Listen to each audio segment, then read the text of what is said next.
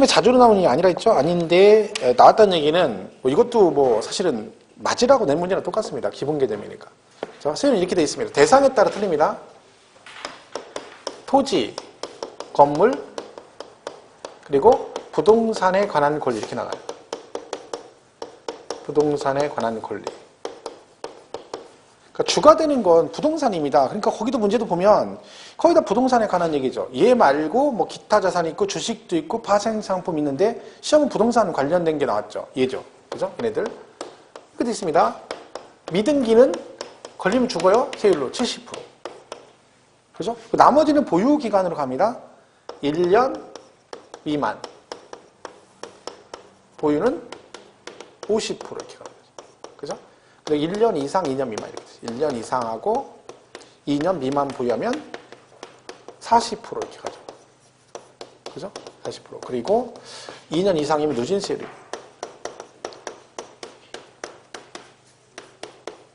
그러니까 초과 누진세율이죠. 누진세율인데 6에서 38% 이렇게 되는데 이게 이제 세율이 이번에 개정이 되죠. 40% 구간이 생겼습니다. 그죠? 개정이 통과돼가지고 그러니까 원래 1억 5천 초과 38% 이렇게 되는데 거기서 5억 초과 구간이 생겼어요. 1억 5천 초과 5억까지는 38%, 5억 초과는 40% 이렇게 생긴 거죠. 그러니까 소득세법 개정이 됐기 때문에 얘도 6에서 38%가 40%에서 6단계로 가는 거죠. 이번에 신설이 됐습니다. 개정이 됐죠. 그러니까 5억 초과되면 초과 부분에 40% 세금을 내야 되는 얘기죠. 근데 이제 고소득자한테 세금을 많이 과세하겠다 그런 뜻입니다. 이게 맞는 말이기도 하고요. 그죠? 그래서 이번에 이제 원래 이게 야당에서는 계속 추진했던 건데 이번에 통과됐습니다. 그죠? 어쨌든 누진으로 돼 있다. 이거 이제 기본수 나오면 구체적으로 설명할 거니까 일단 아시고. 자, 그럼 세율 이렇게 돼 있습니다. 여기서 하나 추가 기억할 건 뭐다? 주택. 그죠? 그리고 입주권. 얘네 둘은 1년 미만이면 40%예요. 50이 아니라. 그죠? 그리고 1년 이상이면 무조건 누진이죠. 이때는 누진세율, 초과 누진세율 이렇게 돼 있습니다. 그죠? 이렇게 지금 돼 있는데 지금 얘가 72번 문제는 세율에 관한 옳은 것은 그랬잖아요. 그렇죠? 주로 그걸 물어보는 거죠. 보세요. 1번. 1년 6개월 보유한 1주택. 집이 하나인데 1년 6개월 보유한 주택이래요. 몇 프로예요? 1년 6개월이면. 누진세율이죠. 40이 아니라. 그죠? 일부 틀렸잖아요. 주택이잖아요. 주택. 얘가만 주택이 아니서 1년 6개월 그러면 1년 40% 맞죠. 근데 주택이라고 돼 있잖아. 그러니까 40이 아니라 누진세율로 가야 되는 거죠. 동그라미 2번 2년 1개월 보유한 상가 건물. 2년 1개월이면 몇 년이에요? 2년 이상 보유한 거죠? 그럼 뭘로 가? 누진세율이잖아요. 누진세율. 6에 38%. 지금 현재는 6에 30% 돼 있죠? 얘 틀렸고. 3번 10개월 보유한 상가 건물. 얘가 정답이죠. 1년 미만이잖아. 50%. 그죠? 정답이 3번이에요. 어렵지 않죠? 이건 뭐. 6개월 보유한 1주택. 주택인데 6개월 보유했대요. 40%. 1년 미만. 그죠?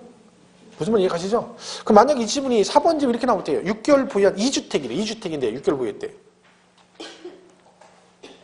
2주택인데 6개월 보유했대요. 팔았어. 2주택인데 6개월. 얼마일까요? 40%. 주택은 숫자 관계없어요. 뭐 100주택이 만주택이 상관없어요. 무조건 1년 미만 40. 1년 넘어가면 누진세율. 중과세 없거든요. 그죠? 5번은 1년 8개월 보유한 상가 건물이니까 40%죠. 1년 이상 2년 미만. 50 아니고 40. 결국은 부동산 물어본 거죠. 이거 하고 주택 요거 가지고 세율 낸 거예요. 그러니까 제가 말했죠. 시험 범위가 부동산 관련 조세라고. 그죠? 부동산 관련 조세가 우리 시험 범위예요. 발표할 때 그렇게 나와요. 부동산 관련 조세. 그러니까 부동산과 관련된 것이 시험 범위에 들어간다는 거. 그렇죠? 이렇게 되는 거죠. 그럼 이것도 뭐 정답이 3번이죠. 자, 넘어가면 이제 73번에 가시면 소득세법에서 양도세에 관한 설명으로 옳은 것은 그랬죠? 자, 1번. 거주자가 국외 토지를 양도한 경우 양도일까지 계속해서 10년간 국내에 주소를 두었다면 양도세 과표를 예정신고를 해야 한다.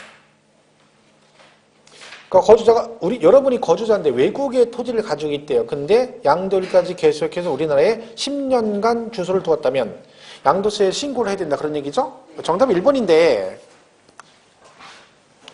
이건 뭐냐면요. 이런 게 있어요. 거주자 비거주자란 말이 있다 했죠, 우리. 그죠? 거주자, 비거주자. 이렇게 있어요. 거주자. 얘가 뭐냐면 우리나라에 뭐가 있거나 주소가 있거나 또는 1년 중 며칠 이상 183일 이상 거소를 둔 자 이래요. 얘는 이제 그 없는 자죠. 그죠? 이 둘의 차이가 뭐냐면 얘는 우리나라에서 발생하는 소득도 세금을 내고 외국에서 발생하는 소득도 세금을 내야 된다. 그래 있어요. 얘는 국내 소득, 우리나라에서 돈을 벌면 세금을 내고 가라. 이런 얘기죠. 자, 그러면 지금 얘가 1번이 거주자라고 돼 있죠? 거주자가 어디 있는 걸 팔았대요? 외국에 있는 물건을 팔았대. 그럼 거주자는 외국에 있는 물건을 팔아도 우리나라에 뭐라 해야 돼? 신고를 해야 됩니다. 그런데 걔가 지금 계속해서 10년간 국내에 주소를 두었다면 이게 들어갔죠? 이게 왜 그러냐면 자, 여러분이 거주자 맞아요? 근데 거주자가 됐다고 해서 외국에 있는 물건을 팔면 무조건 한국에다 세금을 내는 건 아닙니다. 왜? 얘가 기본으로 외국에 있는 물건을 팔려면 계속해서 주소가 5년 이상 주소가 돼 있어야 돼요. 5년 이상. 그러니까 5년이 안 지났으면 외국에 있는 물건을 팔아도 거주자는 맞지만 납세 의무는 없다. 그런 얘기죠. 그러니까 얘가 10년이니까 5년 넘었죠. 근데 얘는 세금을 내야 되는 거예요. 그럼 상식적으로 볼 때 우리가 대한민국 사람이 전부 다 지금 뭐 5살만 넘으면 5년 거주한 거잖아요. 5년 넘은 거잖아요. 근데 왜 이게 있냐면 비거주자가 거주자로 바뀌는 경우도 있어요. 예를 들면 이런 거죠. 일본의 미치코가 한국에 와서 그죠? 세를 살다 한국에 와서 있다가 한국에 앞집에 사는 삼돌이랑 눈이 맞아 결혼한 거예요. 그래서 이번 달에 혼인신고를 했어. 그래 혼인신고하면 주소가 생겼죠. 그럼 걔는 뭐가 된 거야? 주소가 생겼으니까 뭐가 됐어? 거주자가 된 거 맞죠? 그런데 얘는 이제 주소가 생겼단 말이에요. 그런데 얘가 다음 달에 일본에 원래 오기 전에 일본에서 아버지가 한국에서 고생할까봐 비상금으로 쓰라고 동경에 빌딩 12층짜리 빌딩 하나를 준 게 있어요. 그래서 이걸 다음 달에 팔았어요. 그랬더니 너는 거주자니까 다음 달 팔았는데 세금 내라. 이건 아니라는 거야. 왜? 몇 년은 지나야 돼? 5년은 지나야 된다 그런 얘기죠. 그럼 걔한테 미치코한테 설명을 해줘야 되나? 네가 거주자니까 세금을 내야 된다 그랬더니 걔한테 한 달 지나한테 얘기하면 걔가 한국말로 설명하면 걔가 눈만 껌뻑껌뻑 뜨고 있죠. 왜? 뭔 얘기인지 모르잖아. 한국말 아는 것은 자기야, 자자, 사랑해 이거밖에 모르는 애한테 이거를 막 설명해. 그거 이해가 안 가죠. 그러니까 몇 년은 지나야 돼. 한 5년 지나야 말귀를 알아듣는다는 거지. 그리고 5년 지나야 애도 한 두세 살 생겨야 일본을 가고 싶어도 못 가고 그러는 거죠. 그러니까 기간을 주는 거예요. 왜? 중간에 이혼할 수도 있잖아. 그죠? 일본에 사사키가 쫓아와서 집에 가자 그러면 또 나갈 수도 있고 그러니까 기간 주는 거예요. 그래서 5년은 지나야 돼. 그러니까 실질적으로 외국에 있는 물건 팔았을 때 납세 의무 범위는 몇 년이 지나야 된다? 5년이 지났을 때만 납세 의무가 있는 거죠. 그래서 얘가 10년이라는 말이 나온 거예요. 그러니까 얘는 5년 지난 거죠. 그러니까 뭐다? 외국에 있는 물건 팔면 한국에다 세금을 내야 된다. 그래서 일본이 맞는 짐이 되는 거죠. 네? 2번 비거주자가 국외 토지를 양도한 경우 양도세 납세 의무가 있다. 땡. 틀렸죠. 왜? 비거주자는 외국에 있는 물건 팔았을 때 한국에 납세 의무죠. 여러분 생각해보세요. 우리나라에 주소도 없고 아무것도 없어요. 그럼 예를 들면 국적으로 가는 건 아니지만 뭐 톰 크루즈 이런 애들이 미국 애들이잖아요. 그죠? 근데 걔가 지네 나라에서 땅을 팔았는데 한국에다 세금을 낼 필요가 없죠. 근데 우리나라 와서 CF를 찍었다? 돈 벌었죠? 그럼 우리나라 와서 돈을 벌었잖아. 그럼 뭐라 해야 돼? 세금은 내고 가라 그런 얘기죠. 근데 지금 비거주자가 외국에 있는 토지 양도면 납세금 있다 없다? 없죠. 왜 내겠어? 우리나라 왜 내요? 3번 거주자가 상가 건물을 양도한 경우 거주자의 주소지와 상가 건물 소재지가 다르다면 양도세 납세지는 상가 건물의 소재지다. 여러분 국세는 전부 다 세금을 얻다네. 물건 중심이 아니라고 했잖아요. 사람 중심이죠. 그죠? 그러니까 그 사람의 주소지지 물건의 소재지가 아닙니다. 지방세가 물건의 소재지잖아. 아까 물건, 물세. 그죠? 4번 비거주자가 국내 주택을 양도한 경우 양도세 납세지는 비거주자의 국외 소재지다. 비거주자가 우리나라에 있는 땅을 팔았는데 집을 팔았는데 세금을 외국에 있는 소재지다 거기다 내면 되겠어요? 그러면 세금을 외국에다 미국에 사는 사람이 한국에 집 팔았는데 세금을 미국에다 내? 아니죠. 어떤 애에 대해 거기 비거주 국내 사업장 소재지를 있죠. 이건 뭐 열 건 없습니다. 잘 나온 내용은 아니니까 그죠? 5번은 거주자가 국외 주택을 양도한 경우 양도일까지 계속해서 5년간 국내 주소를 두었다면 양도소득 계산 시 장기부의 특별공제가 적용된다. 얘는 안 됩니다. 그러니까 외국에 있는 물건을 팔았는데 장기 보유 특별 공제를 안 해줘요. 왜? 외국에 있는 데가 팔았는데 그렇게 많이 공제할 필요가 없죠. 왜? 그걸로 세금을 못 들어. 그러면 세금을 그만큼 덜 내는 거잖아요. 그러니까 뭐는 안 해줘. 장기보유 특별공제 안 해줍니다. 근데 기본공제는 해줘요. 왜? 그건 얼마 안 되거든요. 기본공제는. 250만 원씩 해밖에 얼마 안 되기 때문에 해주는데 장기는 공제금액이 크기 때문에 안 해줍니다. 이건 나중에 이제 배워요.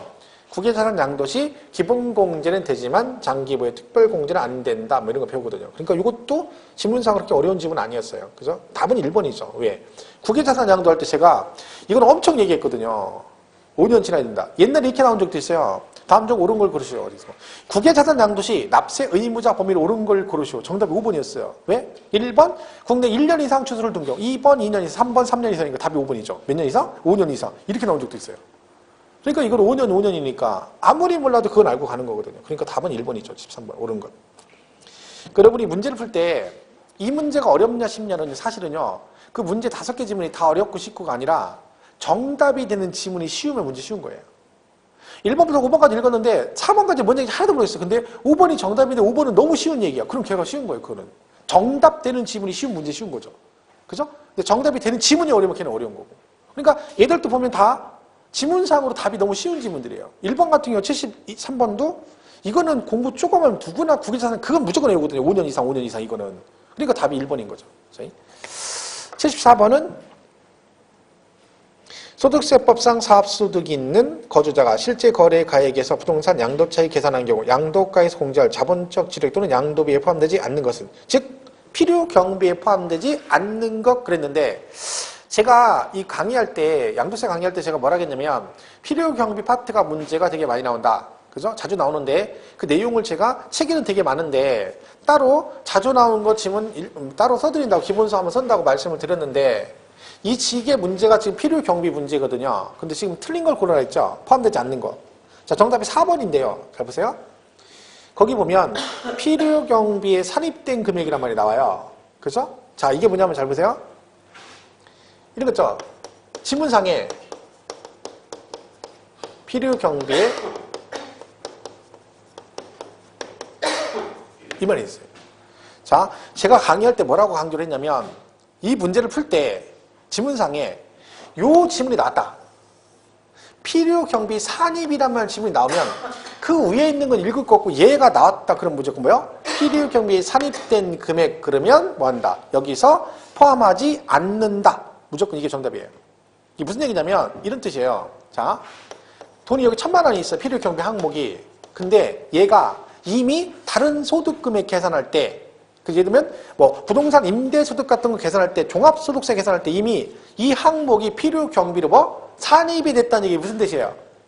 그쪽에서 이미 저 1,000만 원이 뭘 받았다는 거예요? 필요 경비로 포함시켜서 공제를 받았다는 뜻이죠. 무슨 말 이해가세요?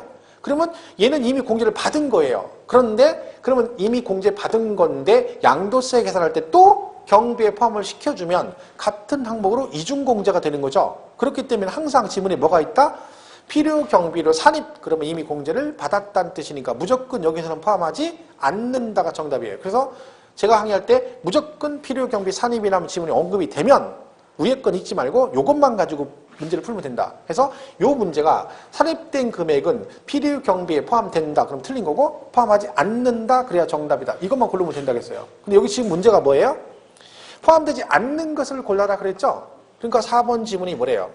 필요 경비에 산입된 금액이잖아. 그럼 뭐예요? 이런 포함하지 않는 거죠. 왜? 이미 공제를 받았다는 뜻입니다. 그러니까 이거는 수업할 때 엄청 하는 거예요. 이거는 진짜로.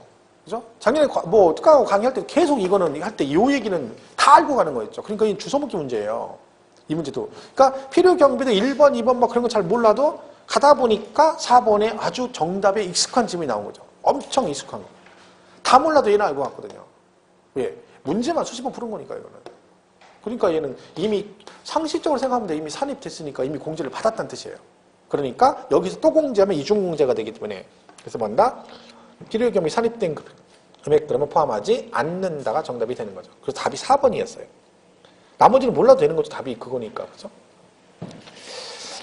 75번은 이제 종합부동산세액인데요. 종부세 한 문제 나온다 했잖아요. 올해 한 문제 나왔어요. 작년에 안 나왔는데 올해 하나가 나왔네요. 그래서 옳은 것 그랬죠.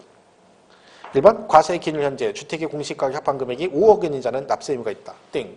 자, 우리 종부세는요. 제일 기본이 뭐냐면 금액 기준이에요. 그러니까 얘가요. 그러니까 별도 합산 대상 토지와 종합 합산 대상 토지 그리고 주택 이 세 개가 종부세를 내거든요. 종합부동산세를. 근데 기준금액이 있어요. 얘는 80억 원을 초과해야 돼요. 그죠? 얘는 5억을 초과해야 돼요. 주택은 6억을 초과해야 돼요. 이때만 종부세를 내요. 그러니까 그러면 여러분 주택을 갖고 계시면 누가 납세 의무자겠어요?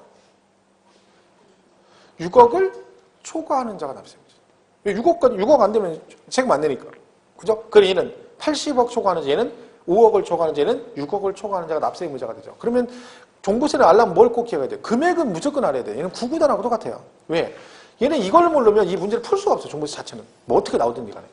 그러니까 별도는 80억을 초과했을 때 나오고 종합은 5억 초과했을 때 종부세가 나오고 주택은 여러분 앞으로 되는 주택 몽땅 합해서 6억이 초과되면 종부세가 나옵니다. 이때 그럼 이 금액은 공시가격을 얘기하겠어요? 실거래가를 얘기하겠어요? 종합부동산세가 물건을 사고 팔아서 세금 나오는 게 아니죠. 얘는 보유세잖아요. 그러니까 뭘로 가? 공시가격이 기준시가로. 무슨 말 이해가시죠? 아니 종부세는 보유세 아니에요. 그 여러분 지금 종부세는 왜 나와? 내가 재산 사가지고 갖고 있으니까 나오는 거 아니에요. 그러니까 뭘로 가? 재산세하고 똑같이 공시가격으로 가는 거죠. 그러니까 시가 공시가 기준시가지 기준시가. 그러니까 여러분이 주택을 전국에 가지고 있어. 그러면 실매매가가 아니라 뭐 기준시가 합해서 6억 초과. 얘는 다 기준시가입니다. 공시가격. 그죠? 그러니까 지금 1번은 틀렸죠. 왜? 주택인데 5억 원인 자는 납세 의무가 없죠. 누가요? 6억을 초과하는 자죠. 6억을 초과하는. 그죠? 2번 과세 기준일은 7월 1일이다. 아, 이거 뭐 장난하는 거죠. 6월 1일. 누구 따라가? 재산세 따라가는 재산세. 재산세는 무조건 6월 1일이죠. 그죠? 종부세는 재산세 따라가는 거예요. 왜? 재산세 내고 나서 그 다음에 원래 종부세를 과세하는 거죠. 그러니까 종부세는 무조건 재산세를 따라가요. 그 재산세가 6월 1일 기준이니까 종부세도 6월 1일입니다. 그럼 이거는 뭐 지금. 3번 주택에 대한 과표가 5억인 경우 적용세 천분의 3이다. 이런 건 외울 필요 없어요. 세율 자체가 유예가 누진인데 그 구간별로 나온 누진 세율까지 외울 필요는 없습니다. 그거 만약에 나온다 쳐도 그건 외우지 못하죠. 왜? 그것까지 그렇게 다 외우면 공부 못합니다. 이 공부. 그러면 일일이 다 외워야 되는데 그러면 지쳐도 어떻게 공부해요? 그리고 이게 또 자주 나온 내용도 아니고. 대부분은 이런 식의 문제가 나오면 얘는 정답이 아닌 경우 되게 많아요. 그죠? 그러니까 여기 나왔다 이걸 외울 필요 없어요. 세율 같은 건 제가 외우는 것만 외우면 돼. 쓸데없는 거. 누진세율 같은 건 절대 외울 필요 없어요. 그죠? 구간만 보면 되는 거니까. 4번은 관할세 먼지 납부할 세액이 1,000만 원 초과하면 물납을 허가할 수 있다. 자, 이거는 올해 개정된 거가 시험에 나온 거예요. 물납이 원래 작년까지 됐죠. 근데 올해 세법 개정되면서 2016년도부터 물납이 폐지가 됐어요. 그러니까 개정사항은 무조건 이유 불문하고 기억을 하셔야 돼요. 근데 이거는 개정사항이었죠. 그래서 당연히 4번은 답이 아니죠. 진짜 이 문제 푸는데 4번을 맞았다고 틀렸으면 진짜 대책 없는 겁니다. 그렇게 개정상은 중요하다고 강조했는데 이걸 틀리면 이런 것 찍으면 안 되죠. 그죠? 양도세하고 종부세 물납이 폐지가 됐어요, 올해요. 그죠? 그러니까 물납이 안 되는 거지. 근데 허가할 수 있게 틀린 거죠. 답이 5번이네요. 이 고지서 나와요. 자, 고지서는 미리 보내야 된다 했죠. 우리 재산세 배울 때 배웠죠. 걔네들이 우리한테 하는 건 전부 다 5일 안에 하는 거, 5일 안에. 고지서 발부는 무조건 뭐지? 납기 개시 5일 전에 보내야 돼요. 그래야지 내가 납기 전에 고지서 받아가지고 세금을 내는 거죠. 그래서 재산세가 됐든 고지서는 무조건 5일 전에 발부하도록 돼 있다. 정답이 5번이에요. 이것도 거의 난이도 없는 거예요. 이건 종부세는. 자체 한 문제가. 그러니까 종부세는 따로 공부 나중에 해도 충분해. 이거는 문제 하나 나오는데 그렇게 어렵지 않고 난이도 자체가 없습니다. 그래서 올해도 세법 개정안이 몇 개 있습니다. 실제로 엊그제 뭐 얼마 전에 며칠 전에 개정돼가지고 나온 게 있죠. 우리 시험과 관련된 것은 뭐 임대소득에 관한 얘기가 있습니다. 부동산 임대소득과 관련해서 있고, 그 다음에 소득세, 세율, 아까 누진세율 구간 변경에 대해 있죠? 그거하고, 제가 미리 말씀드리면, 그 비삼용 토지 있잖아요. 비삼용 토지. 이 장기 보유 특별공제 되는 거 있죠? 여기 세법 개정됐어요. 요번에. 그러니까 제가 이거 전에, 몇 달 전에 이거는 말씀드렸죠. 이게 세법 개정안에 올라와 있기 때문에, 원래는 이제 얘가 법이 어떻게 돼 있었어요? 개정은 됐는데, 올해 개정은 됐는데, 실제 적용은 3년 후에 받죠. 왜? 2016년 1월 1일부터 3년이 지나야 공제를 해준다. 근데 이게 좀 불합리한 거죠. 그래서 이게 이제 개정이 되면 취득한 날로부터 해주겠다라고 개정이 될 수 있다라고 했는데 개정안이 올라갔었거든요. 근데 야당에서 처음에 반대했었는데 통과가 됐어요. 그래서 이제 어떻게 되는 거야? 비삼용지도 장기 보유 돼요. 그럼 얘는 내가 5년 전에 샀어. 나대지를 5년 전에. 그죠? 근데 올해 기준으로 따지면 안 돼요. 왜? 5년 전에 샀어도 언제부터 따져? 2016년 1월 1일부터 3년이 지나야 받았거든요. 근데 이제는 그 5년 지난 걸 해주겠다는 거죠. 그러니까 공제가 많이 되는 거죠. 근데 대신 내년부터 팔아야 돼요. 이번 달에 팔면 안 돼.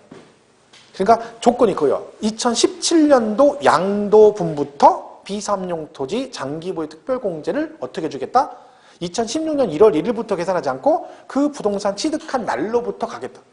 그러니까 여러분이 만약에 10년 전에 나대지 사가지고 가지고 있으면 지금은 장기가 안 됐었죠. 근데 내년에 팔면 올해 거 1년 지난 거죠. 11년 거에서 장기보유 30%까지 받을 수 있다. 그런 얘기죠. 그럼 세금 많이 줄죠. 이거는 잘 된 거죠. 이건 참고로 알고 계세요? 혹시 비삼 나대지 같은 거 파시려고 계약하신 분들은 잔금을 무조건 늦춰야 됩니다. 무슨 일이 있어? 잔금을 내년으로 늦춰야죠. 잔금만 늦추면 되죠? 계약했어도? 왜? 양도세는 언제가 기준이야? 양도일 기준이잖아. 그러니까 잔금만 내년 1월 달로 넘기면 돼요. 그러면 내년에 파는 게 되죠? 그럼 뭘 받을 수 있어? 장기보유 특별공제 받을 수 있습니다. 그러니까 비삼용 토지는 뭐 내년에 팔면 아무리 세금 많이 줄죠? 10년이면 30%면 양도차익 30% 주니까 세금 많이 줍니다. 그죠? 이거는 잘 바뀐 것 같아요. 개정상. 그죠? 혹시 파는 거 있으면 내년에 파셔라. 그런 얘기죠. 근데 이미 파신 분들은 끝났어요. 제가 그랬죠. 이미 판 건 소급 적용이 없어요. 파는 사람은 할 수 없고, 뭐 급하게 파는 사람은 어쩔 수 없죠. 그죠? 근데 안 파는 사람들은 이번 달에 팔면 안 돼요. 근데 분명히 내가 뭐 있어요. 몰라가지고. 개정안 관심 안 가진 사람들은 분명히 이번 달에 계약한 사람 있을 거란 말이야. 모르고. 그러니까 오늘 잔금, 올해 딱 잔금 쳐버리면 끝나는 거지. 그리고 나중에 알겠죠. 뭐 그럼 그때 가서 열받는 거죠. 그죠? 그러니까 이게 문제인 거예요. 개정안이 잘 관심을 가져야 되는데. 중개업자들이 잘 알고 있어야 됩니다. 그러니까 나중에 현업하실 때 꼭 중요한 게 세법 개정안은 꼭 알고 있어야 돼요. 막 신경을 바짝 써야 돼. 왜? 그 개정안을 잘못 알아가지고 얘기 잘못하면 나중에 돈으로 다 떼어야 돼요. 근데 중개업자들이 세법 개정안에 별로 신경 안 써요. 별로. 엄청 중요한 거예요. 현업으로 나가면 세법밖에 없어요. 물어보는 게 그거밖에 없어. 100명 오면 99명은 뭐 물어봐? 세금 물어봐. 양도세 얼마나 하냐? 상속 이거 물어보지 거기 가서 법률 관계 물어보진 않아요. 그러니까 제일 중요한 건 사실 세법이죠. 근데 학원은 수업은 16문제 나오니까 공부도 안 하고 나가서도 공부 안 하고 학원에서 공부 안 하니까 나가서 문제 생기면 돈으로 떼어야 된다. 그러니까 공부를 많이 해야 되는데 의외로 공부를 참 안 하죠. 나가서도. 신경을 바짝 써야 됩니다. 그죠? 현업하시는 분들은 학원을 꼭 다녀야 돼요. 그죠? 우리 중개업은 인맥이에요. 인맥으로 하는 거지 혼자 가서 하면 동영상 혼자 듣고 공부해가지고 현업하시려면 되게 힘들어요. 아는 사람이 없잖아. 그러면 아는 사람 옆에 부동산 알려줘? 안 알려줘요. 그죠? 중개업 나가면 참 좀 그래요. 사람들이. 말 믿을 수가 없어, 믿을 수가. 입에서 나오는 말이 다 거짓말이에요. 근데 다 그렇진 않아요. 근데 신뢰성이 없어요. 그러니까 아는 사람을 통하면 괜찮죠. 나 같은 하고 친하면 서로 간에 이제 속이는 얘기를 하는데 다른 나하고 모르는 부동산하고 얘기할 때는 내가 그걸 다 까발릴 필요가 없어요. 왜? 그래봤자 나한테 좋은 게 없거든요. 왜? 그 사람들이 나를 다 믿고 하는 게 아니기 때문에. 그러니까 결국 믿을 수 있는 건 같은 학원 출신이나 아는 사람밖에 없어요. 이게 되게 중요해요, 그게. 근데 현업하는 사람들이 학원도 안 다니고 혼자 공부하고 나중에 진짜 힘들죠. 학원 다니는데 혼자 맨날 얘기도 안 하고 혼자만 공부하고 새침대기처럼 쭉 앉아가지고 말도 안 하고 이러고 혼자 합격했어. 그것도 힘들어. 그러니까 재수나 삼수까지는 괜찮은 거예요. 왜? 인맥이 넓어지잖아. 삼수 정도 하면 막 세 기수를 다 아는 거죠. 근데 삼수 넘어가면 힘들어져. 그러면 너무 힘들고 제가 볼 때 재수하고 맥시멈이 삼수까지 괜찮아요. 그러면 합격하면 그리고 현업을 하게 되면 도움이 많이 돼요. 진짜로. 왜? 기수가 많잖아. 그럼 아는 사람이 많아지는 거죠. 막 여기수, 위기수, 밑기수, 막 세 기수는 아는 거잖아. 그럼 그것도 되게 중요하죠. 그러니까 재수, 삼수 꼭 나쁜 건 아니에요. 그죠? 좋은 점도 있어. 그죠? 이왕이면 근데 어떻게 하면 돼? 그거보다는, 다니면서 1년 다니면서 합격하면서 인맥을 거기서만 넓혀도 괜찮아요. 굳이 인맥 넓히려고. 어떤 분 인맥 넓히겠다고 5년 막 이렇게 하는 분도 있어요. 인맥이 너무 넓어요. 그래가지고 막, 그죠? 아는 사람 너무 많아지는 거죠. 그러면 안 되고. 적당히. 자, 그 다음에 76번 가시면, 이건 안 하겠습니다. 지방소득세라고 돼 있죠? 요게 아까 말씀드린 나온 적도 없는 게 나왔어요. 이거는 뭐 저도 문제를 못 풀었어요. 이 문제는. 저도 뭐 강의해본 적도 없고 공부한 적도 없기 때문에 열심히 찾아서 풀었죠. 그죠? 답이 2번이에요. 그런 것보다 보지 마세요. 77번은 이제 세율이 나왔어요. 과세표 준표준. 이 세율 문제가요. 지금 여기 개정된 이해로 지금 벌써 2011년도 개정된 이해로 한 해도 안 걸리고 계속 나왔어요. 올해 또 나왔어요. 근데 그것도 표준세율. 아주 기본인 표준세율도 나왔죠. 자, 우리 세율은 취득세 세율이 이렇게 돼 있거든요. 이게 이제 가장 기본이 이거잖아요.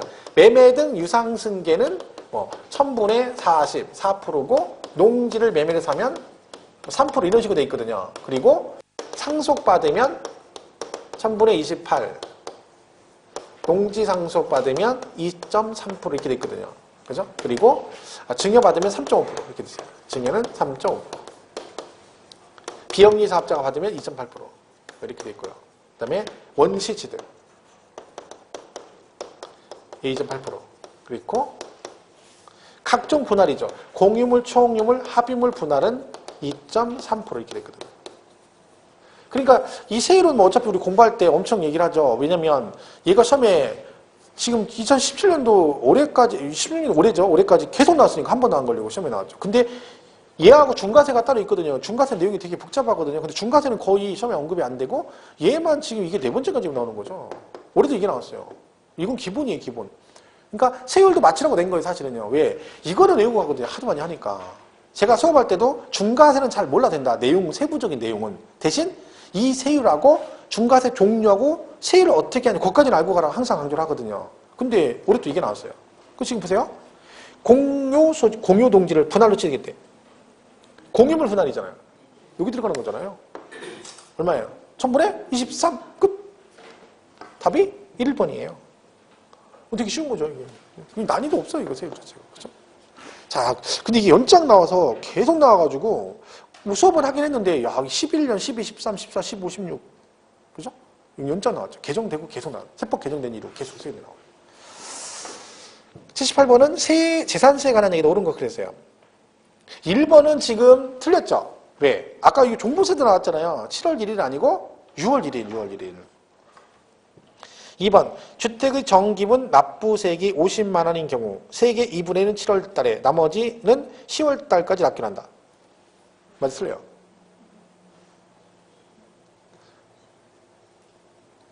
고민이에요? 이게 원래 공부하면 고민할 것도 없는 거 읽자마자 틀린 거죠. 왜?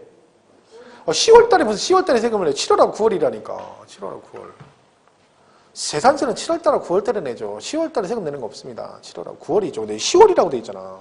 틀렸죠? 2분의 1은 7월달, 2분의 1은 9월달에 내죠. 토지분 낼 때. 3번 토지분 정기분 납부세액이 9만 원인 경우 조례에 따라 납기를 7월 16일부터 31일까지 한꺼번에 부가징수할 수 있다. 10만 원이면 7월달에 한꺼번에 부가징수 맞죠? 틀렸잖아. 왜요? 왜 틀렸어요? 토지 아니라겠잖아. 주택이라니까, 주택. 그 토지라고 나왔잖아. 이거 옛날에 나왔었어요. 그리고 제가 수업 시간에 이 얘기를 많이 했어요. 왜? 예를 들어가지고, 토지분 해가지고, 이거 실제 수업할 때 예를 많이 들었어요. 토지분하고 실제 물어보고 막 그랬거든요. 그거 되게 많이 틀리고, 그거 맨날 할 때마다, 그랬는데 또 나왔잖아, 이거 막. 근데 내가 볼 때 3번 맞았다는 사람 분명히 있다니까요. 왜요? 앞에도 대충 읽고, 9만 원이니까 10만 원 이하잖아. 그러니까 그렇지. 한꺼번에 매달 달에 7월 달에 부과할 수 있다. 답 3번 상 있어요. 미친다니까. 그러니까 돌아버리는 거야. 이거를 수업 시간에 이렇게 얘까지 들어가면서 이렇게 하면 틀립니다. 그렇게 얘기했는데 홀딱 틀려버리니까. 또 어디에 꽂힌 거야? 10만 원 이하. 그래 9만 원 7월 달 여기에 꽂힌 거죠. 주택, 토지 아니고. 그죠? 그러니까 이게 3번도 틀린 거죠. 4번은 과세의 기준은 이제 공보상 소유자가 매매로 소유권이 변동되는데 신고를 하지 않아서 실제 소유자를 알 수 없으면 그 공보상 소유자가 아닌 사용자에게 재산세 납세 의무가 있다. 이렇게 돼 있죠? 이름보다 신고하면 실제 소유자, 안 하면 공보상 소유자가 세금을 냅니다. 납세 의무자는 제가 항상 재산세 할 때 뭐라고 얘기하냐면 재산세 파트에서 제일 중요한 게 납세 의무자입니다. 왜? 걔가 시험에 가장 많이 출제가 됩니다. 납세 의무자. 그래서 걔는 거의 예를 들면 올해는 단독으로 문제가 나왔다. 그러면 내년에는 지문으로 나온다. 이런 식으로 계속 나왔어요. 그래서 수업할 때도 계속 강조했어요. 재산세는 무조건 납세 의무자를 외우고 가야 된다. 자, 작년에 납세 의무자 나왔는데 올해는 단독으로 안 나왔죠? 근데 4번 지문이 또 나왔잖아. 납세 의무자 지문이. 그러니까 이것도 공부를 하고 갔으면 4번은 안 쓰겠죠. 왜? 사용자가 아니라 누가야? 공보상 소유자 이렇게 되는 거죠. 거의 얘네들은 거의 시험에 매번 나오다시피 하거든요. 재산세 파트에서. 그래서 수업할 때 내내 강조했어요. 이거는 중요하니까 무조건 얘네 나오면 틀리면 안 된다. 근데 이거는 지문상 나왔죠. 근데 만약에 이걸 공부 안 해서 또 4번을 맞았다고 써버리면 또 얘도 틀린 거 되는 거죠. 답이 5번이에요. 뭐라고 하세요? 재산세 납부세액 500만 원 초과하면 45일 분납세. 야, 이게요. 정답이 아주 그냥 초등학생 문제 풀어가 된 거예요. 왜? 이거 분납은요. 500만 원 초과 45일은요. 진짜 거짓말 안 하고 수업 100번 했어요. 100번. 100번. 매 강조해요. 500초가 40을, 500초가 45, 500초가 40. 답이 5분이잖아요. 500만 원 초과 며칠? 40을. 저도 이거 보면서 야, 이 문제는 뭐 문제가 거의 한 10문제는 그냥 거의 뭐 기초만 냈구나 이런 상황이죠. 근데 중요한 건 답을 못 맞춘다는 게 중요해. 웃긴 거죠. 지금 보니까 맞출 것 같은데 막상 시험 보잖아요. 이거 못 푼다니까. 엉뚱을 쓴다니까. 3번 쓰고 막 이런다니까. 4번 쓰고. 정답 답은 5번에 있는데. 그죠? 얘도 참 문제는 참 쉬웠던 문제들입니다. 다 쉽다는 거죠. 쉽다 해야지 뭐 여러분 내가 여기서 쉽다 어렵다 하면 뭐 알아. 어차피 뭐 쉬운지 어려운지 개념이 없는 거죠. 그죠? 나중에 보세요. 거짓말이니까 공부 좀 되시고 나서 이 기출 문제 풀어보세요. 그러면 뭔 얘기야? 우리 내년에 시험 볼 때 이렇게 나와요. 또 그 얘기 한다. 거짓말인가 봐봐. 틀림없습니다. 틀림없어요. 근데 이거는 그렇게 할만해요. 이 문제들은. 그죠? 이거 만약에 내년에 이렇게 나오면 여러분은 진짜 무조건 다 10개 이상 다 맞아요. 이렇게 나오면. 나중에 풀어보시면 알아. 지금 말고. 지금은 아직 짬밥이 안 되잖아요. 그죠? 아직 공부가 안 됐기 때문에. 그죠? 아직은 뭐 좀 여유를 가지고 있을 때입니다. TV도 보고 드라마도 막 보고 해야지. 아직까지는. 그죠? 그죠? 저 시리즈 끝날 때 월화 드라마, 수목 드라마 끝날 때까지는 가야지. 이번 끝날 때까지 봐야지. 어떻게 하겠어. 낭만닥터하고 푸른 바다의 전설하고 도깨비 이거 끝날 때까지 봐야죠. 그 대신에 그 화랑 보시면 안 돼. 다음 주 19일부터 화랑인가 뭐예요. 그것도 재밌게 생겼어요. 근데 그런 거 보면 안 돼. 왜? 그건 끝나면 1월달까지 연결될 거야. 그러면 계속 1, 2월에 드라마를 봐야 되죠. 드라마 끊어야 됩니다. 끊고 공부를 해야 돼요. 그러니까 절대 그러시면 안 돼. 드라마는 제가 보고 나중에 궁금하면 얘기해 주겠습니다. 그죠? 연예계 뭐 이런 거 얘기해 주잖아요. 그죠? 현빈하고 강소라가 둘이 사귄다 뭐 그런 얘기 나오고 막 그러거든요. 그죠? 뭐 그런 얘기 나오고. 강소라가 누군지 모르죠? 저는 알거든요. 그죠? 현빈은 우리 아이프가 겁나 좋아하는 애죠. 그죠? 강소라라고 있어요. 걔. 알죠? 걔 이쁘게 생긴 애 있잖아요. 걔 뭐 둘이 뭐 사귄다 뭐 인터넷 나오죠. 그런 게 있어. 뭐 근데 시험에는 안 나와. 그죠? 그런 거 뭐 우리 사이드 스토리 같은 거 우리가 또 열심히 보고 있으니까. 그죠? 자, 여러분은 공부만 하시면 돼. 그런 소식을 내가 간간히 전해줄 테니까. 그죠? 연말에도 뭐, 그죠? 막년에, 올해까지는 노세요, 올해까지는. 올해는 뭐 막년에도 하고, 뭐, 그죠? 해돋이도 보고 해야지. 1월 1일 딱 바뀌면 이제 그때부터 공부하면 돼. 1월 1일까지 놀아도 돼요. 그날 일요일이거든요. 빨간 것인데 일요일이에요. 그죠? 월요일, 1월 2일부터 이제 공부하시면 돼요. 그때까지 좀 여유를 가지고. 그죠? 자, 79번은 취득세 납세 의무에 관한 설명이 틀린 거 그랬죠? 1번. 부동산 취득은 민법 등 관계 법령에 따른 등기를 하지 아니한 경우라도 사실상 취득하면 취득한 것으로 본다. 그렇습니다. 세법은 실질과세 원칙에 따라 뭘 하지 않았어도 등기하지 않았어도 뭘 하면 사실상 취득하면 납세 의무가 있다. 1번 맞고. 그 다음에 2번은요. 이거는 참 쉬운 거죠. 자, 주택조합이 제가 강의할 때 뭐라고 얘기하면 답이 써 있어. 조합원 용이래. 누구 거래? 대놓고 조합원 용 그랬잖아. 그럼 세금 누가 내야 돼? 조합이 내야 돼? 조합원이 내야 돼? 조합원이 내야죠. 왜? 조합원 용이래잖아. 그러니까 이거 강의할 때 그렇게 얘기하거든요. 얘는 다른 걸 볼 거 없어요? 조합원 용 그랬으니까 조합원 거라고 대놓고 얘기하니까 세금은 누가 내야 된다? 조합원. 나왔잖아요. 조합원이 취득한 거로 본다. 맞죠? 맞잖아요. 근데 조합원 거 아닌 건 누가 내겠어? 그건 조합이 내는 거죠. 조합이. 근데 얘는 조합원 용 그랬으니까. 이게 나중에 어떻게 나오냐면 여기 꽂히면 조합원용 외의 부동산 이렇게 돼요. 그럼 또 대충 읽고 조합원 나왔으니까 조합원 그러는 거야. 근데 지문은 뭐라고 돼 있어? 조합원용 외의 부동산 그러면 걔는 조합원 게 아니라는 거잖아. 그럼 걔는 누구 해야 돼? 조합 그래야 되는 거지 그때는. 얘는 근데 조합원용 나왔잖아 답이. 3번 직계 비속이 직계 존속의 부동산을 매매로 취득하는 경우 해당 직계 비속의 다른 재산으로 그 대가를 지급하는 사실이 입증되는 경우는 유상으로 취득하는 겁니다. 제가 누누이 강조하는 게 뭐냐면 이거예요. 세법에서 배우자, 직계, 존비속 하여튼 이렇게 나왔다. 그럼 무조건 뭘로 본다? 증여. 그러니까 부부지간이거나 부모자식 간은 무조건 어떤 거래를 하든 뭘로 본다? 증여한 걸로 본다. 공짜로 주고받은 걸로 본다. 왜? 부부지간이나 부모자식 간이 거래했다는 얘기잖아. 그럼 우리나라 정서상으로 볼 때 남편이 부인한테 돈 받고 뭘 팔고요. 아버지가 아들한테 뭘 돈을 받고 팔았대. 이건 상식적으로 뭐다? 실질적 매매라고 인정이 안 되는 거죠. 우리나라 정서상. 그죠? 그러니까 당연히 뭘로 봐? 그냥 무조건 증여로 봐요. 그런데 조심할 게 뭐라겠어? 얘는 추정의 의미를 가지고 있다. 이거 증여로 보는 거 맞아요? 근데 무조건 증여로 보면 끝! 이게 아니라 뭘 하면? 입증하면. 대가 관계 입증하면 정상적인 거래로 볼 수 있다. 이런 뜻을 내포하고 있습니다. 그러니까 이건 꼭 기억을 하셔야 돼요. 왜냐면 얘가 여기서도 나오고 양도세도 나와요. 그러니까 모든 세목의 배우자 직계준비속은 일단 증여다.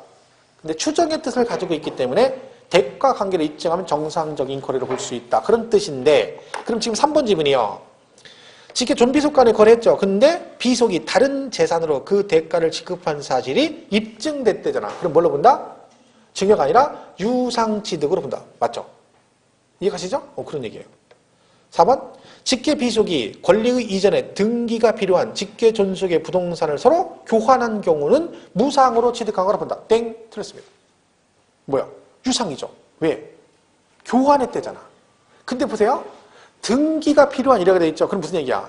각자 본인 앞으로 이미 등기가 돼 있다는 얘기죠. 그러면 등기가 돼 있다는 얘기는 법적으로 하나는 얘 거고 하나는 얘 거는 입증이 돼 있는 상태죠. 근데 그거를 뭐를 해? 서로 바꾸는 거죠. 교환하는 거죠. 그러면 본인 걸 확실하게 대가로 지급하는 거잖아. 그러니까 얘는 입증이 된 거죠. 그러니까 얘도 뭘로 봐? 무상이 아니라 유상으로 보는 겁니다.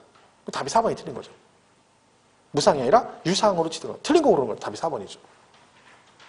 5번 직계비속이 공매를 통해서 직계존속의 부동산 취득하는 유상으로 취득하는 겁니다. 공매로 취득했다는 거죠. 그럼 무슨 얘기야?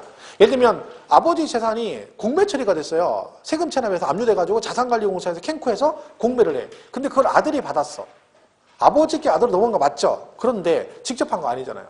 공매를 했다는 얘기는 그 공매한 걸 가지고 아들이 혼자 들어가는 게 아니잖아요. 공매가 됐다는 얘기는 다른 불특정 다수도 그걸 취득할 수가 있잖아요. 근데 아들이 금액을 높게 써서 본인이 받았다는 얘기지. 그럼 뭐요? 정상적으로 대가를 지급한 거지. 얘는 뭘로 본다? 유상취득으로 본다. 답이 4번. 그렇죠? 4번. 이것도 문제가 뭐가 있어요. 자, 그 다음에 이제 80번에 가면 마지막 문제가 있어요. 취득세 및 등록 면허세에 관한 설명을 옳은 것은 그랬죠. 자, 등록세가 문제가 하나 나온다고 했잖아요. 근데 얘는 하나가 안 나오고 지문만 나왔어. 지문. 단독으로 안 나와. 그것도 비교하는 문제가 나왔죠. 그러니까 작년 같은 경우는 안 나왔어요. 등록세가. 근데 올해는 나오긴 나왔는데 거기 보면 지문만 나왔어요. 지문만. 전체가 다 등록세는 아니죠. 취등록세 비교 가끔가다 문제가 이게 나와요. 취등록세 비교하고 재산세, 종부세 비교하고. 왜? 취등록세는 취득 관련 조세고 종부세하고 재산세는 보유 관련 조세거든요. 둘이 연관성이 있죠. 그러니까 비교를 그렇게 많이 해요. 재산세, 종부세, 취등록세. 그러니까 지금 얘는 취등록세에 관한 설명 옳은 거 그랬죠? 자, 1번. 취득세는 과세 물건 취득 후 중과세세율 적용 대상이 되면 60일 이내 산출세액에서 이미 납부한 세액을 공제하여 신고 납부해야 된다. 자, 이 틀렸는데 나중에 이제 날짜가 나옵니다. 그죠? 60일 아니고 30일이고요. 그리고 밑에 납부세액에서 가산세 포함 가로 안에 그렇게 돼 있죠? 요거 가산세 제외 그래야 됩니다. 이거 설명하려면 내용이 되게 복잡하기 때문에 그거 설명을 여러분 머리 지나니까 이건 정기 수업 시간에 강의를 할 겁니다. 그죠? 오늘 틀린 거죠. 공제 그리고 신고 납부. 날짜도 틀리고 가산세 포함도 틀렸어요. 2번은요. 취득세 과세물을 취득한 자가 재산권 취득에 관한 사항을 등기하는 경우 등기 후 30일 이내에 취득세를 신고 납부해야 된다. 여러분 생각해 보세요. 여러분 부동산 사가지고 등기를 하려고 그래. 그럼 등기할 때 세금 뭐 내야 돼요? 취득세를 내야 되죠? 그럼 그 취득세는요. 등기하기 전에 내야 돼? 하고 나서 내겠어요? 그쵸. 하기 전에 내야지. 세금을 내야 등기를 해줘요. 세금 안 내면 등기를 안 해주죠. 그러니까 여러분이 만약 이 집을 샀어. 그러면 등기하려면 어떻게 해야 돼? 세금을 원주시에 가가지고 신고하면 걔들이 납부 영수를 만들어줘요. 고지서를. 그죠? 그럼 그 들고 세금을 얻다 은행에 갖다 내죠. 그리고 나서 영수증 받아서 어떻게 해? 등기소를 갖춰서 어디로 가? 등기소를 가는 거야. 그래서 그 등기 신청하는 거죠. 그럼 등기소에서 등기해줄 때 뭘 확인해? 세금 냈는지 확인합니다. 지방세 정부 통신망에서 딱 보면 전산에 떠요. 세금 안 냈으면 등기를 안 해주는 거야.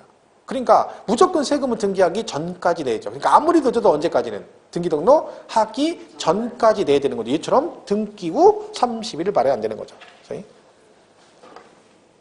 3번은요. 부동산 거래 신고 등의 법률에 따라 신고서 제출에서 같은 법에 따라 검증이 이루어진 취득은 취득세 과표는 시가 표준한다. 여러분 이거 3번은 앞으로 공부하면 얘는 절대 틀릴 일이 없습니다. 얘는 틀렸어. 왜? 검증 그러면 시가 표준액이 아니라 사실상 취득가액으로 갑니다. 6개가 있어요. 실제 취득금액을 하는 거. 그거 나중에 배워요. 근데 이거 배우면 절대 틀릴 일이 없어, 이거는. 지금이니까 그런 거죠. 그러니까 얘는 시가 표준이 아니고 뭐? 사실상 취득가액. 그래야 돼요. 사실상 취득가액. 그죠? 4번은 부동산 가압류에 대한 등록 면세세는 부동산 가액의 1000분의 1로 한다. 이게 이제 등록세 세율이 나온 건데 1000분의 1은 맞아요. 근데 부동산 가압류는 채권 금액을 과세 표준합니다. 채권 금액.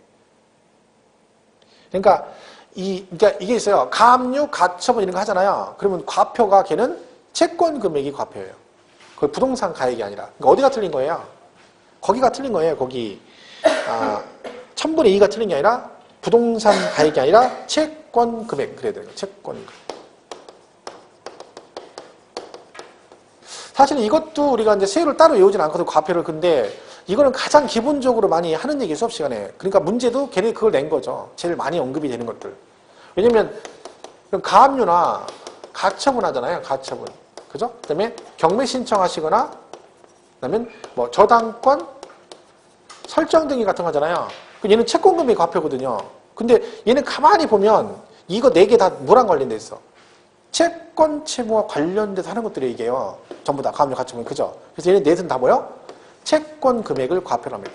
그러니까 채권 금액에다 세율을 곱한다는 얘기죠. 1000분의 1을 0.2% 곱한다. 그런 뜻입니다. 답은 그때 되게 쉬워요. 왜? 5번이 등록세는 신고인을 사하죠. 산수를 등록하기 전까지 납부하실 때는 신고 납부한 거로 본다. 이렇게 돼 있죠. 얘가 지금 뭐래요? 신고를 안 했는데 뭐 했대? 등록을 하기 전까지 뭐 하면? 납부하면 신고 납부한 거로 본다 그랬죠. 정답은 5번인데요. 얘가 왜 쉽다는 얘기를 하냐면 제가 수업할 때요. 등록세 파트가 문제가 하나 나오잖아요. 그래서 제가 뭐라고 하냐면 등록세는 하나가 나오는데 공부를 안 해도 되는데 반드시 해야 될 거 3개가 있다. 반드시 해야 될 거 3개. 그게 뭐냐면 6,000원 미만이면 등록세는 6,000원을 세액을 한다. 그죠? 그리고 그 다음에 하나가 얘예요.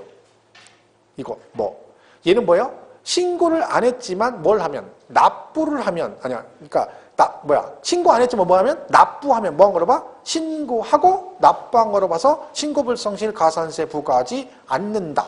그리고 또 하나가 뭐냐면 등기 등록한 이후에 그 등기가 무효나 말소가 돼도 환급 없다. 이 3개만 하라고 제가 수업시간 내내 1년 내내 얘기해요. 등록세 공부를 하기 싫으면 하지 마라. 한 문제 나오니까. 대신 아무리 공부 안 해도 3개는 해야 되고 이 5번 지문은요. 등록세만 있는 아주 중요한 특징이에요. 등록세만 있는. 그래서 문제도 엄청 많이 풀면서 이건 취득세는 아닙니다. 아닙니다. 했던 거죠. 근데 정답이 이게 나왔어요. 그러니까 이 80번 문제가 이게 문제 난이도를 따질 게 아니라는 거죠. 이건 틀린 사람 이상한 거죠. 왜? 수업 시간에 뭐 얘기하고 자기들도 문제 풀어서 많이 풀었던 거죠. 3개만 외우라 하겠는데 그거 맨날 했는데 이걸 틀리면 안 되죠. 답이 5번이에요. 그러니까 얘만 특징이 있는 거야. 원래 신고 안 하면 가산세를 물어야 되죠. 근데 등록세는 신고하지 않았어도 납부하면 뭐 한다? 신고하고 납부한 거로 보겠다는 거죠. 그래서 가산세 자체를 부과를 안 하겠다는 뜻입니다. 그래서 이건 등록세 아주 중요한 특징이라 했던 건데 정답이 이걸로 나왔죠. 그러니까 옛날에 또 6,000원 있잖아요. 6,000원 미만 6,000원. 그것도 한번 시험에 나왔어요. 정답으로. 그때도 똑같이 나왔어요. 이렇게. 취득세 및 등록세 이렇게 나왔어요. 비교 문제. 근데 5번 지문에 그렇게 나왔어요. 6,000원 미만이면 징수하지 않는다. 이렇게 나와. 틀린 지문으로. 걔가 정답이었어요. 그죠? 얘는 그러니까 뭐 5번도 뭐 크게 없는 거죠. 작년 시험도 재작년에 등록세 시험에 나왔었거든요. 재작년에. 그때 정답이 뭐인 줄 아세요? 다음도 옳은 걸 고르시오. 해놓고 등록세는 신고 납부죠. 그죠? 그럼 언제까지 신고 납부해야 돼? 등기등록 하기 전까지. 다음 중 옳은 걸 고르시려고. 등록세는 등기등록 하기 전까지 신고하고 납부하는데 이게 정답이었어요. 재작년 시험은 또. 그러니까 문제가 등록세는 문제가 어렵지 않아요. 그냥 아주 쉬운. 그러니까 공부를 굳이 미리 안 해도 다 맞출 수 있죠. 그러니까 제가 항상 세법 뭘 해라? 취득세, 재산세, 양도세 먼저 해야 돼요. 그 세 파트가 10문제 넘게 나온다 했잖아요. 그리고 나서 나중에 종부세 이렇게 해도 돼요. 그래도 걔는 충분히 맞출 수 있어. 왜? 이런 식으로 나오면 공부를 안 하더라도 수업시간에 엄청 하는 얘기거든요. 문제도 많이 풀고. 그러니까 이 80번 문제도 충분히 풀 수 있죠. 내가 등수 공부 안 했어도. 그러니까 세 파트가 중요한 거야. 항상. 그죠? 자, 제가 이 문제를 뭐 여러분이 내용을 모르는데 왜 풀었냐면 저는 그 얘기를 하고 싶은 거죠. 여러분이 지금 지식이 아직 없는 상태이지만 여기서 내가 대략적으로 설명을 하고 문제를 풀었을 때 여러분 느끼는 게 얘는 진짜 도저히 어려서 못 풀겠다 이런 느낌은 아니잖아요. 듣고 풀었을 때는 이거 당연한 얘기다 해서 대부분의 문제가 그렇다는 거죠. 그러니까 결론은 여러분도 그 수준까지만 공부하면 충분히 맞출 수 있다는 거죠. 10개 이상은. 무조건 맞출 수 있습니다. 내년 시험도 이 수준에 나온다고 생각하면 돼요. 그러니까 여러분은 그 수준까지만 가면 돼. 그러면 제가 강의를 그 수준에서 조금 더 높이 해요. 그러니까 저는 막 100점 맞는 강의를 하진 않아요. 그러니까 제 강의를 듣고 16개 다 맞겠다 그러면 제 강의를 들으면 안 돼요. 저는 그런 강의는 못 해요. 왜? 할 수는 있는데 그렇게 하면 여러분 공부 못 해요. 그럼 저는 어떻게 하면 돼? 다 하면 돼요. 저는. 막 책에 있는 거 법정 다 하면 돼. 그럼 여러분 머리 쥐나는 거야. 그러면 점수가 더 안 나오지. 근데 그럴 필요가 없잖아요. 그리고 저는 그냥 3개 위주로 막 강의를 해. 취득세에서 양도세 위주로 해요. 하고 이거 되면 나중에 하면 돼. 그럼 충분히 되는 거죠. 그러니까 그 수준에 맞춰 가면 돼요. 그럼 10개는 무조건 맞습니다. 더 맞을 수 있죠. 그죠? 그 얘기를 하고 싶어서 사실은 제가 이걸 했어요. 그래서 원래는 여러분이 지금 풀 정의는 아닌데 별거 아니라는 거죠. 그러니까 조금만 하면. 그죠? 그러니까 자신감을 가지시면 돼요. 충분히 된다. 다른 과목도 똑같아요. 지금 쳐다보니까 막 공법이 막 보니까 깝깝해 보이지 나중에 알고 보면 다 그런 얘기들이야. 그죠? 그렇게 반복하시면 되니까 자신감을 가지고 하시면 됩니다. 자, 여기까지 하겠습니다. 여기까지 하고 강의 마치도록 하겠습니다. 고맙습니다. 고맙습니다.